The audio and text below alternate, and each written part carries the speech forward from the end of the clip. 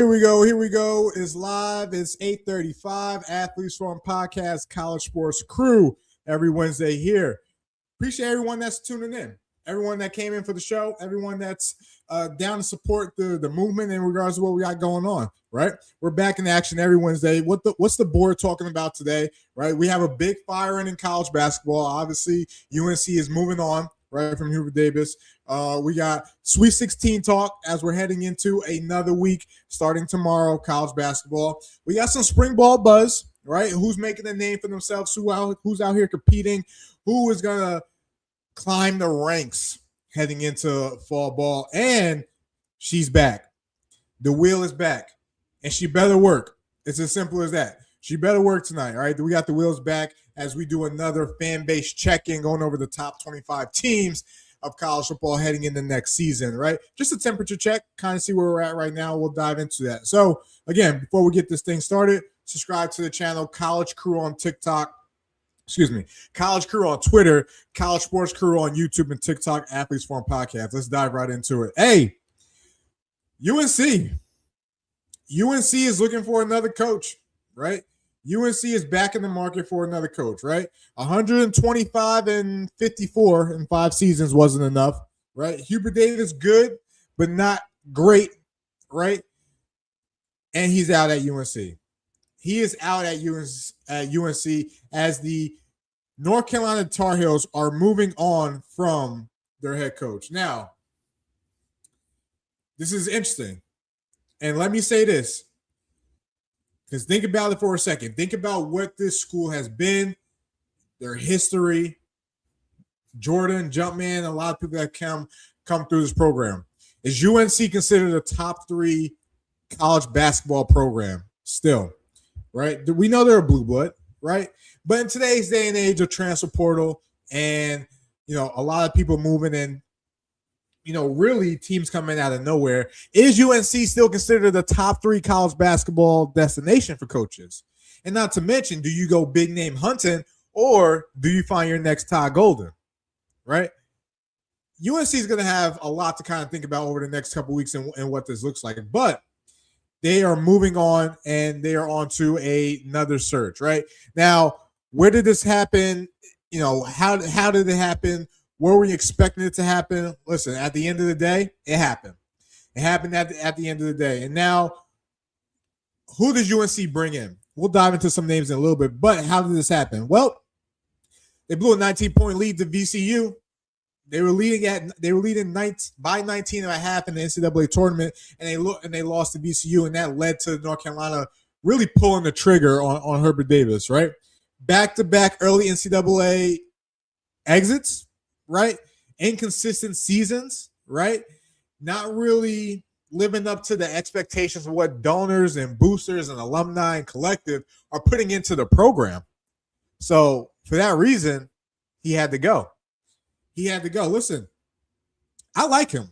I like him as a coach. I like Hubert Davis as a coach. But sometimes a change is needed, right? Sometimes you need a new voice. And sometimes his voice wasn't getting to the team. His message wasn't coming across. And in a day and age where the roster just changes year in and year out, your message should be able to deliver. But it wasn't. It was running stale, right? He wasn't. You see what his rivals and what Duke is doing year in, year out. Coach K left, and they're still acting like they didn't miss a beat, right? Where has North Carolina been since the Roy Williams era, right? Now they're on to bigger and better things. They're on to making changes, right? And now for a school program that has Final Four or national championship expectations, where do they go from here? I've done some research. Some names to keep an eye on, right? Nate Oates, Alabama head coach, right? Name to keep an eye on, right? Scott Drew, Baylor head coach. Name to keep an eye on. The one name I do like, though, Shaka Smart. Shaka Smart, former VCU coach, went to Texas, now at Marquette. I would like him to be the coach of North Carolina, right? So it's going to be curious to see where they go, where the alumni go. Who do they want to bring in? Do they go big fish hunting? Do they find that next guy, that next Todd Golden? We'll see how it pans out. Let's dive into the chat. Who we got here? My guy, Chris, loyal. Loyal man, I appreciate you, brother. I appreciate you coming on and tapping in, right? North Carolina, hey, talk to me. Talk to me. Where do they go from here? Where does North Carolina go from here, right? While you're doing it and you're typing that out, let's pay the bills real quick. All right. And what do I mean by pay the bills? Listen, if you're just now joining in, we had some late subscribers. We had some late viewers, right? College Crew on Twitter, X, whatever you want to call it. College Sports Crew on YouTube and TikTok. Subscribe to the channel, right? Helps us out a lot, right? We're able to keep delivering this product, right? But more importantly, Athletes Forum Podcast, I just want you to drop a comment. I just want you to drop a comment so we can chop it up because I'm there in the chat holding the conversations with you guys. This is a locker room vibe, all right? What's the board talking about now? Sweet 16. This is bittersweet. As a Florida fan, listen, if you follow Athletes Forum Podcast, if you follow the new segment, Talking Gators, you know who I root for. You know who I root for. So this is kind of a bittersweet topic we're going to dive into, but we're going to talk Sweet 16, right?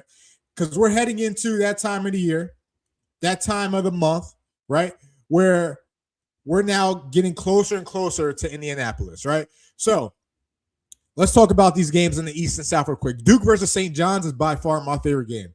My favorite game to watch, and that's coming Friday, right? Because I got St. John's going to the Final Four. I think St. John's and the way they play defense, right, is going to give Duke some problems, right? So how do the Boozer brothers really? Well, listen. Let me take a step back. They had a great performance versus TCU, right? A nice bounce back performance versus what they did versus Siena in round one, right? Now having some time off, being able to recalibrate. How does that look like in the round of 16? Because now, not only going up against a good team, you're going up against Rick Pitino. Just ask Mrs. College Football Talk in UConn about her Rick Pitino. But I digress. We'll get to that a different day. Michigan State, UConn, that is another one. And listen, when we did our bracket discussion last week and we filled it out, I said the East is brutal.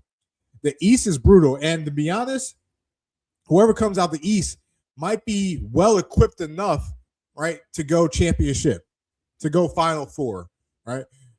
Michigan State, UConn, that's gonna be a good game, right? So if I'm just picking those two games, I'm gonna go with St. John's, and I'm gonna go with, you know what? I need to win. I need to get some good grace. I need to win this College Football Talk back. I'm gonna go St. John's and UConn. Give me another Big East rival rematch in the Elite Eight, right? When we go down to the bottom, the South, this bracket got ugly. Now there's a team in Nebraska who I thought was going to be a first round exit going up against a team in Iowa who I refuse to, or I even want to kind of say their name right now based on what they did to my Gators. But nevertheless, I don't really care who wins this game. All right.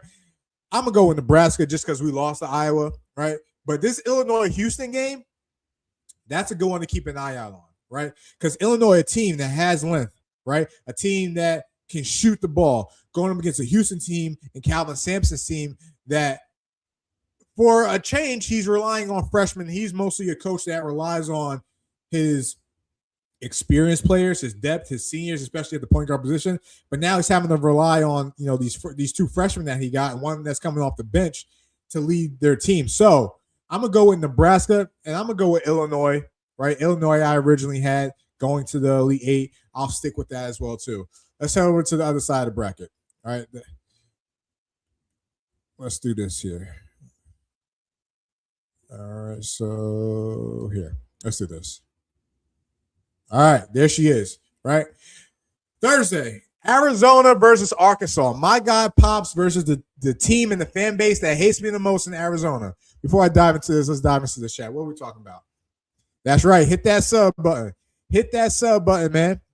All right. And then my man Chris, man, I don't know how the hell my old butt gonna stay up for these Thursday night games. You better find a way. You better Adderall, whiskey, right? You better find a way to stay up, Chris, because these are gonna be some good games, right? Arizona, Arkansas. Arkansas got me a little nervous. Pops, if you're in the chat, talk to me, man. How we feeling about our Hogs, right? Because I can't have Arizona going past the Sweet 16. Their last five, I've said this before, but their last five appearances in tournament play, they haven't made it past the Sweet 16. I sure as hell don't want them, right, to make it past Sweet 16 now. So I'm going with Arkansas. Another ugly matchup, Texas, Purdue, I don't really have a dog in the fight. All right. Texas, I didn't even think they were. I thought they were too banged up or banged up enough where they wouldn't even get to this point, right? And they have. They have. I'm gonna go with Purdue though. I'm gonna go with Purdue over Texas. Michigan, Alabama. I feel like for Michigan, Alabama, these two teams play each other quite often, not just in basketball, but in football as well too, right? Either if it's a bowl game or if it's the Rose Bowl. I feel like we've gotten a lot of Michigan, Alabama lately, right? So with that being said, you know what, Austin? I'm gonna rock with you, bro. I'm gonna rock with Alabama over Michigan. All right, I think this is kind of a motivational type game based on everything they got going on, right? Sorry, Austin, I'll take that back. I just remember who Michigan has on their team. Yaxel Lindenberg, right? He will be the best player on the court Friday night, right? Austin, I wanted to ride with you, but I got to go with Michigan. I got to go with Michigan because I think, honestly, he may be the best player left in the tournament, right? And he's come up big. He's come up clutch in so many games versus Michigan in Michigan this year, right? You think about the Nebraska game. You think about the Big Ten tourney, right? I like Michigan over Alabama in a close one. And then the bottom, this is another ugly game. Tennessee, Iowa State. I'll go with Iowa State just because I can't stand Tennessee. I know that's not good analysis, but my Elite Eight looks like the following: St. John's, UConn, Nebraska, Illinois, Arkansas, Purdue, Michigan, Iowa State. Now we'll see if it's right. If it's right, I'll come on. I'll do an instant reaction, and I'll pick a Final Four, right? But we'll see how far we get here, right? We got a lot of people in the chat. Appreciate you all tuning in. If you're here, listen, subscribe to the channel. And drop a comment. And let's talk ball. Let's talk ball here. If you got some shit to talk, you can talk that too. All right, you can talk that too. All right, let's go to the board. Let's see what the board is talking to us. What's the board saying right now? All right. The board. We want to go spring ball talk. We want to go some spring ball talk on the board. All right. Reason why I wanted to bring up spring ball is because there are some guys out there currently in spring ball, college spring ball, football. We should know heading into this season that may make a name heading into the season. So why not jump on the bandwagon early, right? Let me pull up my statistics here. All right, spring ball. Here we go. Who's performing spring ball? Who's jumping out? Who's making plays? Who's making a name for themselves? Right? First one I got on the board. He's a transfer from Colorado. He went to Arizona State. Even at Colorado, right? He made a name for himself his freshman year. Had a big game. I forgot the team that they played. Might have been USC, right? He had 2 touchdowns. But Omarion Miller is making a name for himself in spring ball for the University of Arizona State. I shouldn't say university. For Arizona State. This is a guy that is really catching the eyes of wide receiver coach Hines Ward, Kenny Dillingham, head coach, and really becoming that security blanket and that playmaker that will probably be maybe the number 2 receiver, right? I'm not sure if he'll be the number 1, but he's going to be the guy that gets a lot of favorable matchups. Omarion Miller, get used to that name. He is making a name for himself at Arizona State. Big 12, watch out, right? Next, you know I had to throw a Gator on there, but not just because I'm a Gator fan. Because Eric Singleton is faster than people think. I'm reading and I'm hearing a lot of things about Eric Singleton Jr., about his speed, right? How he breaks in and out of his cuts, how Florida DBs aren't used to that type of receiver. Now, I don't know if that's a good thing or a bad thing, at least for the defensive part, but at least offensively, this tells me Florida's going to stretch the field. This tells me we're going to get 10 personnel, 11 personnel, and we're going to sling and we're going to test all 52 and a half, right? I like what I'm hearing out of Eric Singleton. Remember, he started at Georgia Tech with Boston Faulkner, right? Went to Auburn. Now he's back in Florida, reunited with Boston Faulkner. I'm hearing a lot of things about Eric Singleton. I need to keep an eye on. Let's head over to a team that may be the most hated team in college football, a team that is going to have to replace really a star running back, and I'm talking about Notre Dame, right? Notre Dame, who is going to replace Jeremiah Love? Two names that are kind of battling in camp that are really making their mark, right? And that is Aeneas Williams and Javion Osborne. Two names we're going to have to get used to because we may see both of those guys. You're not just going to replace production of Jeremiah Love with one guy. So both of those guys may have to play a key factor in that Notre Dame offense, right? To really push this team to a serious contender, national title contender. And the reason why I say that is because you're going to look at Notre Dame's schedule and you're going to be like, they lose one game, they might not even make the playoffs. And they got the little backdoor deal where if they're a top 12 team, they're going to be automatically in the playoffs, right?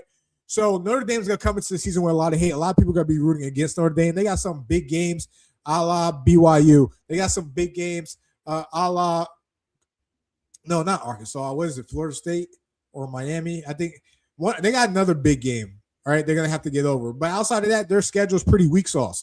I ain't even going to complain. So some running backs you got to have to keep an eye out on, right? Aeneas Williams and you know who I'm talking about, Javion Osborne, right? Names you need to remember. Lastly, I'm going to go to my guy. Listen, he's in the chat, College Football Talk. His favorite team right now in the Big Ten, right? His favorite team right now in the Big Ten, and you know who I'm talking about. I'm talking about USC, right? USC, their number one recruit, the number one recruit in the country last year, Luke Wafel from New Jersey, played at the Hunt School, which is a prep school in South Jersey, right? He is drawing comparisons and likes to Brian Cushion, again, another former New Jersey prospect that went to USC and did big things, right?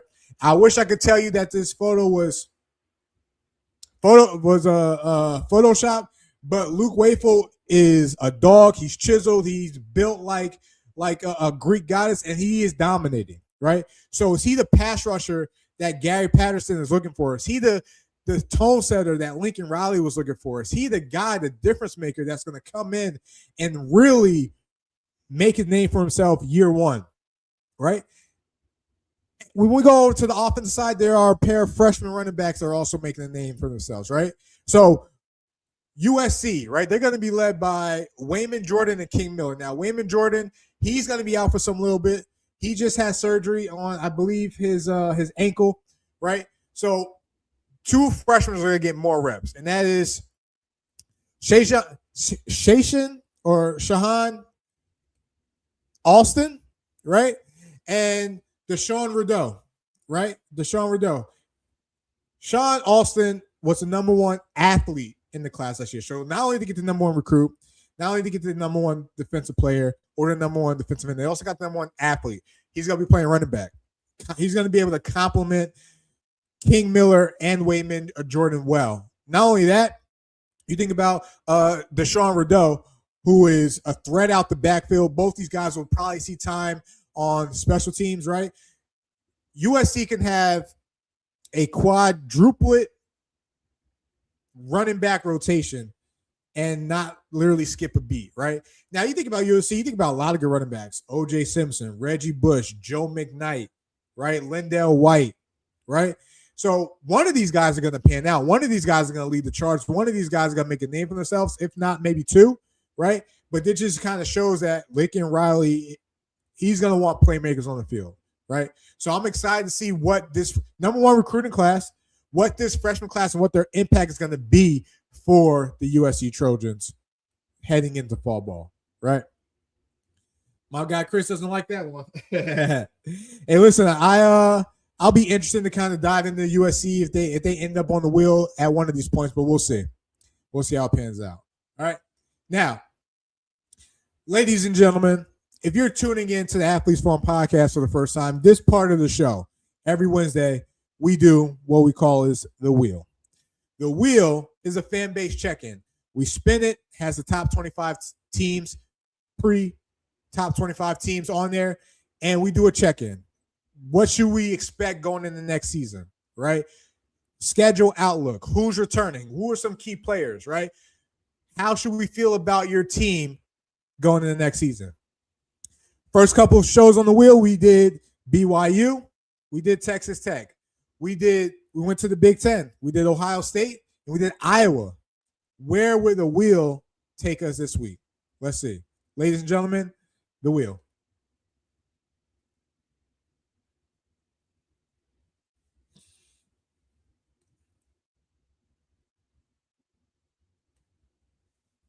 Oh, we're heading back to the Big Ten. The wheel's taking us back to the Big Ten, and it's taking us to Penn State. It's taking us to Happy Valley. It's taking us to a team, a school, an organization that may have had the most wildest head coaching search, team building process known to mankind this year. Let's get right into it, right? Recap. Wasn't the best year for Penn State, right? James Franklin, right? Beat Oregon, comes into town, give you a nice little whooping, tap on the butt, right? It wasn't just that loss, it's how it carried over to the following week and you lose to UCLA. Not only did you lose to UCLA, they came back and beat you, right? They came back and beat you, right? So when you think about last year, right, and everything that went into last year, right, it was time for a change, right? It was time for a new voice. Or was it just the fact that you were tired of James Franklin not winning these big games, not having the team ready to win these big games? Now, 2 years ago, you were a game away from the Natty. You would think that would hold some weight, right? You would think that would give him a little bit more leash, but it didn't. So they fired him. They fired James Franklin. He goes to Virginia Tech. Where do we go from here? You were close to landing Coach Kalani Sitake from BYU before Crumble came into the mix and said, calm down. He's staying here in Utah. So you pivoted and you went to Ames, Iowa. You went to go get Matt Campbell. And now the Matt Campbell era is officially beginning, right? Now, he lost about 19 starters, though, either through the draft or through the portal. Not to mention, he lost every single scholarship quarterback at Penn State. On the flip side of that, most of Ames, Iowa came to Happy Valley, right? So this year, when you look at year one for Penn State, it's really going to have to operate as a plug-and-play year for Penn State, right? It's really going to have to, listen, we just need to build a roster, right? We just need to build a roster and kind of see where it goes and then go from there, right?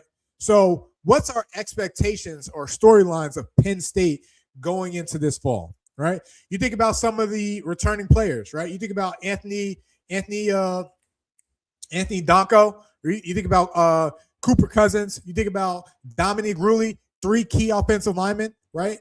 However, you lost your offensive lineman, Coach Tratow, to the Florida Gators, right? But you're a Big Ten team. You've been known for having offensive linemen. So the fact that you got 3 guys coming back is huge. And most of this offensive line is going to be built around Donko and Cousins, right?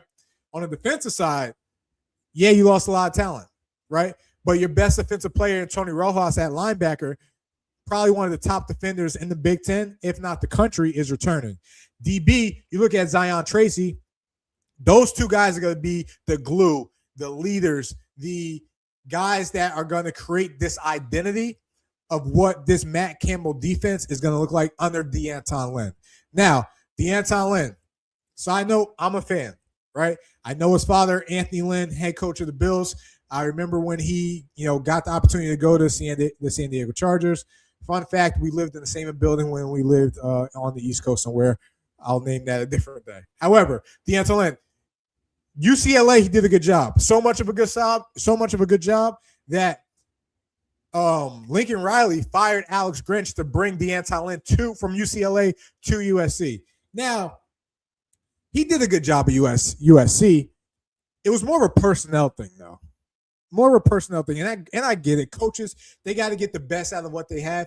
But USC always struggle personnel-wise to have the guys that Lincoln needs in order to win those big games. And that's the big guys. Well, that's a dominant big guy. When is the last time Lincoln Riley had a top day 1, day 2 draft pick on the offense or defensive line? Most of his guys are skill guys. Let's not get it twisted, right? So, long story short, DeAnton Lynn leaves USC to come to his alma mater, to coach at Penn State, right? And I believe he does a good job there. He's going to be the next coach running up to get a head coaching job somewhere, right? Now, you think about some newcomers. Let's go right to your quarterback, key transfer portal guy, Rocco Beck. It doesn't hurt that he's injured right now. It doesn't help that he's not really getting reps on spring ball because of recent surgery he just had, right? But that's one of the key literally the key guy Penn State needs in order to be successful on offense. Right now, they need some playmakers, some receivers. I get that, but you don't have the quarterback, you're absolutely done. Right, and on the defensive side, right, you look at LeVar Arrington Jr. and what he's going to be able to do and produce. Remember, he's rocking double sticks right now. Penn State, the traditional wearing number 11 for those key air rushers means something. So as a true sophomore, he's going to be rocking double sticks, but keep an eye on Jackson Ford, a 4-star defensive end Penn State guy that stayed with Penn State. Could have left, could have went to Virginia Tech, right? They lost a ton of their recruiting class when James Franklin left. He decided to stay. He wasn't committed to James Franklin. He was committed to Happy Valley and the Nittany Lions. That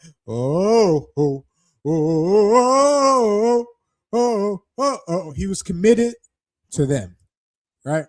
Now, what's spring ball looking like? Well, this is a team that's limping in the spring ball. There's no ifs, ands, or buts about it. Most of their veteran players are hurt and either sidelined or currently not participating, which makes it hard for that coaching staff to evaluate the talent and know what they have heading in the spring ball, right? You don't want to be or feel like you're behind the 8 ball heading into summer camp, right? So it's going to be interesting what this Penn State team is all about, how they move forward. What does it look like going into spring ball, right? My biggest question for them is, what will Penn State be, right? What will they be by the time we're in fall ball and everything is, heading and going in the direction of we're playing a game every week? Let's bring up the schedule, right? Let's bring up the schedule. Now, in my opinion, Penn State might have a favorable schedule. They might be sleepers in the Big Ten, right? Again, I don't know how much depth they have as of yet, right? I don't know, the glue, the chemistry, what that looks like as of yet. But just look at their schedule. This is a favorable schedule. You get Marshall, Temple, Buffalo to start, okay? Wisconsin, under Luke Fickell, who knows what that team looks like now? Northwestern will be a better team, but they got probably the hardest schedule in the Big Ten. And then you got a 2-game stretch where you got USC comes to you, right? And then you go to Michigan. In my opinion, that 2-game stretch is your season. It's your season, right? Because then you got Purdue, which is a trap game, right? Because then you got to go to Washington, who might have one of the most dynamic quarterbacks, right? Who might have one of the most dynamic quarterbacks in the Big Ten and in college football. You got to go to Washington. So Purdue's a trap game, then you go to Washington. You finish with Minnesota, Rutgers, Maryland. This is a schedule you can maneuver through, possibly find yourself in a playoff game. I personally think, right? Rocco Becht is healthy. He's a veteran quarterback, right? But what does all that talent coming from the Big 12, how does that translate over to the Big 10? I think they brought over like 39 guys from the Big 12, right? And now you're playing in Big 10 ball. This is a lot different, right? Because Big 10 ball, 1, they play defense. 2, it's a lot of ground and pound versus Big 12, a lot of air raid, right? A lot of that Mike Leach influence, a lot of the no defense being played in the Big 12. So how does bringing those guys over with a coach who primarily coached in the Big 12 to a school that is thirsty for Michigan, Ohio State, Oregon type success that they've only experienced maybe once or twice in the James Franklin era?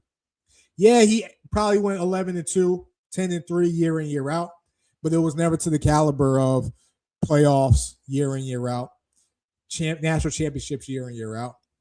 So, in my opinion, they got a favorable schedule, something that they could work with, something that they could possibly find themselves in playoff contention, right?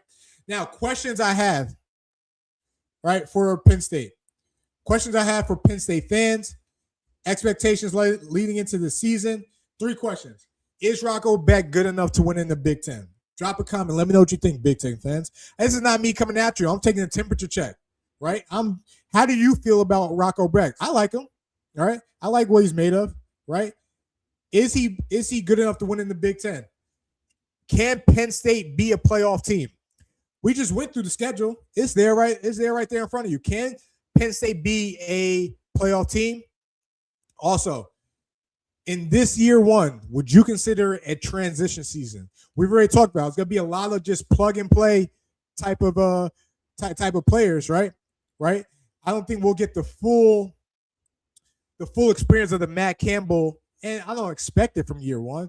But usually back in the day when you recruited your guys versus build a team from the transfer portal, you had a footprint on your team, on your culture, on what you want your team to look like, right? Now it just seems like with the transfer portal, it's rebuilding, re-preaching, re-identifying who you are. So that's why I asked Penn State fans, you talk to me, right? Is this going to be a transition year? You looked at the schedule. I think it could be a playoff year, right? You get through that middle of the schedule. I think it could be a playoff year. Is Rocco Beck good enough? Athletes Phone Podcast, College Sports Crew. Listen, subscribe to the channel, right? I'll get to one more chat, right? One more chat, right? I just don't think it's gonna work this year. It took a bunch of 8-4 Iowa State Big 12 players to try and do better than that in the Big 10. I agree. That's the one concern I have, Chris, is how is bringing over those Big 12 guys who have that Big 12 experience. Listen, it's a lot different playing in Michigan. It's a lot different playing in Ohio State. It's a lot different playing in Oregon, Penn State, than it is playing in your Colorados, than it is playing in your Texas Tech, your BYU's, Utahs. The Big Ten is a different ball game, right?